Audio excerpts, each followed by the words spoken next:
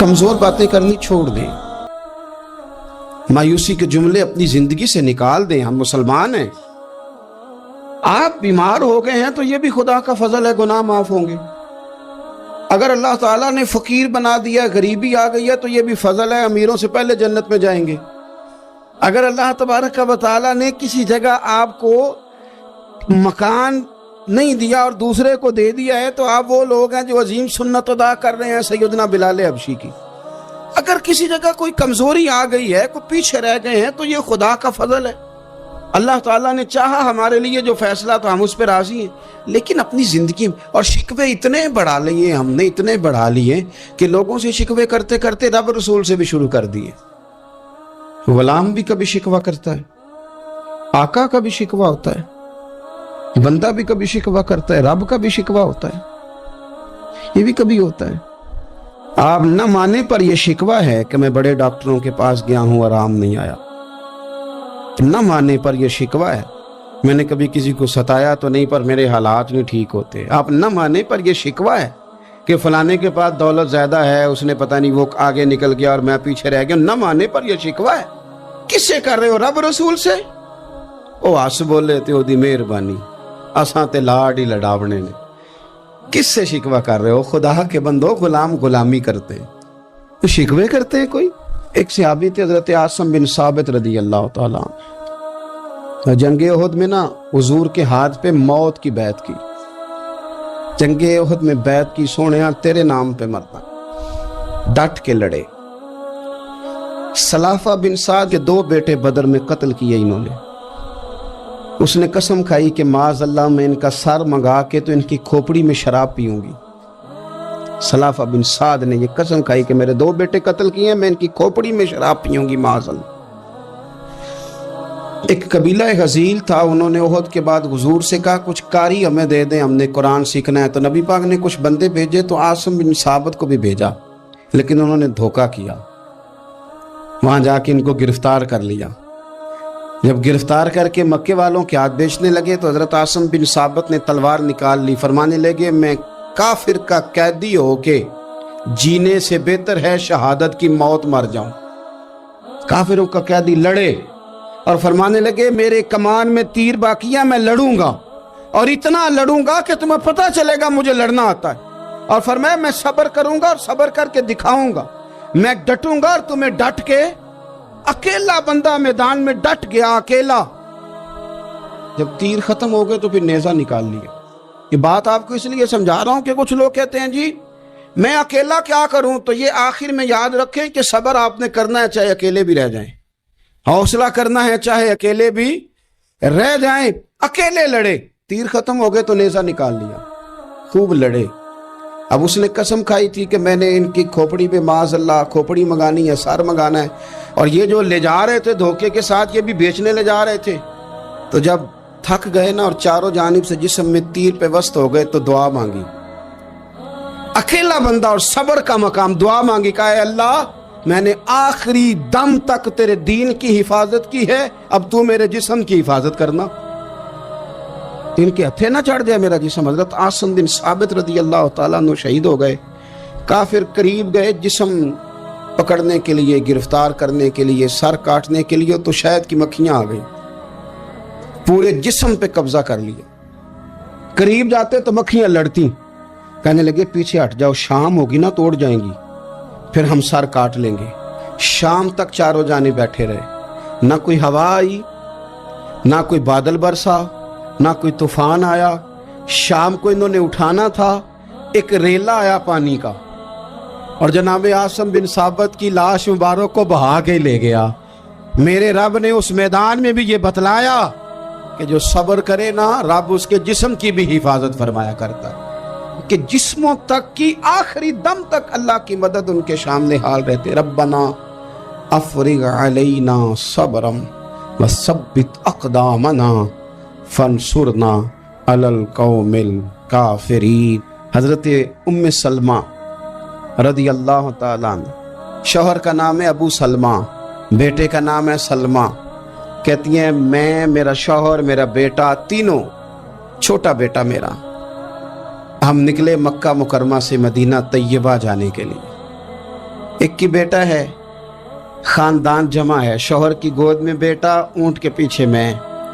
فرماتی ہیں مدینے کی سرحد آ گئی تو میرے میکے والے آ گئے، کہنے لگے ابو سلمہ نہیں لے جانے دیں گے مدینے اپنی بیٹی کو۔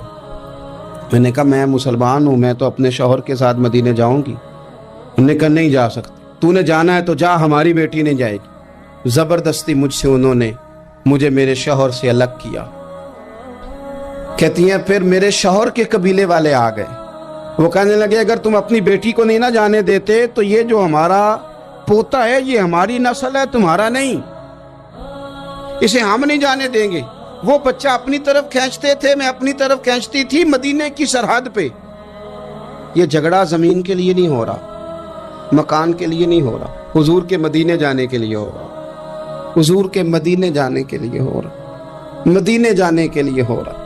لنگ کئی مہینے تے برس گئے تے تیری دید نو دیدے ہی ترس گئے۔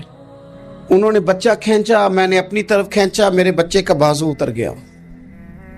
فرماتی ہیں میرے شوہر مدینے چلے گئے، بیٹا میرا میرے سسرال والے لے گئے، مجھے میکے والے لے گئے۔ آج بھی کچھ سیانے بندے کہتے ہیں اس کو نکال دو اور بچے چھین لو۔ ان کا بھی خیال تھا کہ بیٹا لے جائیں گے نا تو ابو سلمہ بھی مدینے سے واپس آ جائے گا، یہ بھی واپس آ جائے گا۔ اور یار اتنا بڑا بھی ظالم کوئی نہیں ہوگا جو ماں باپ سے بچے جدا کرے۔ فرماتی ہیں کہ وہ لے گئے چھین کے، میں میکے چلی گئی۔ لوگ روٹی کھاتے تھے، میرے حلق سے نہیں گزرتی تھی۔ زمانہ سویا کرتا تھا، میں سو نہیں پاتی تھی۔ بیٹا کہاں، شوہر کہاں، میں کہاں۔ ام سلمہ کتنی دیر تکلیف کاٹی؟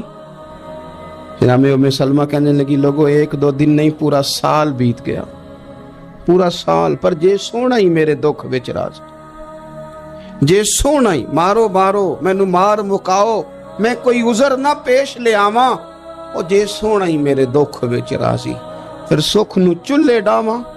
فرمایا سال بیت گیا، لوگ صبح اٹھ کے کام کاج پہ لگ جاتے، کپڑے بدلتے، ڈیوٹیاں کرتے، اور میں سویرے اٹھ کے اس جگہ آ جاتی جہاں میرا شوہر اور میرا بیٹا بچھڑا تھا۔ میں سارا دن روتی، آہوزاری کرتی، حضور کے مدینے کی طرف منہ کر کے میں تڑپتی۔ سال بیت گیا، سال، ایک ہفتہ نہیں نکلتا بچوں کے بغیر۔ بڑے بڑے سیانے لوگ پردیس جاتے ہیں تو بچوں کی فوٹو دیکھ دیکھ کے روتے ہیں، لیکن کہتی ہیں ماں تھی، بیٹا بچھڑا اور پھر بیٹا بیمار ہو اور ماں سے جدا ہو، کتنی تکلیف کا منظر ہے۔ آپ فرماتی ہیں کہ ایک سال بیت گیا اور میں نے کسی کی منت نہیں کی، میں نے کوئی شکوہ نہیں کیا، اس لیے کہ جس حال میں رب و رسول رکھے۔ یہ حوصلہ، یہ صبر، یہ توانائی، ایک سال کے بعد میرے چچا کا بیٹا میرے پاس سے گزرا، تڑپتے دیکھ کر کہنے لگا میری بہن تو سارا دن روتی رہتی ہے۔ تو میں نے کہا بھائی تمہیں کیا بتاؤں، اس کا شوہر چلا جائے، بیٹا جدا ہو جائے، وہ کیا کرے گی؟ فرماتے اس نے جا کے میرے باپ سے، اپنے والد سے، میرے خاندان والوں سے کہا اس کی سزا کب ختم ہوگی؟ اس غریبنی کا قصور یہ ہے کہ یہ مدینے والے کا کلمہ پڑھتی ہے، اس کی غلطی یہ ہے کہ یہ مسلمان ہو گئی ہے، دین حق قبول کر لیا، کیوں نہیں تم خیال کرتے؟ کہتے ان کے دل نرم ہوئے، وہ رضامند ہوئے مجھے مدینے جانے۔ پھر اس نے کوشش کی، میرے سسرال پیغام بھیجے، کب بس کرو، اور بچہ تو چڑیا کا جدا ہو جائے تو وہ تڑپا کرتی ہے، اور تم نے ایک جیتی جاگتی ماں کا بیٹا جدا کیا ہے۔ وہ بھی نرم ہوئے، رب نے اسباب بنائے، میرا بیٹا مجھے ملا۔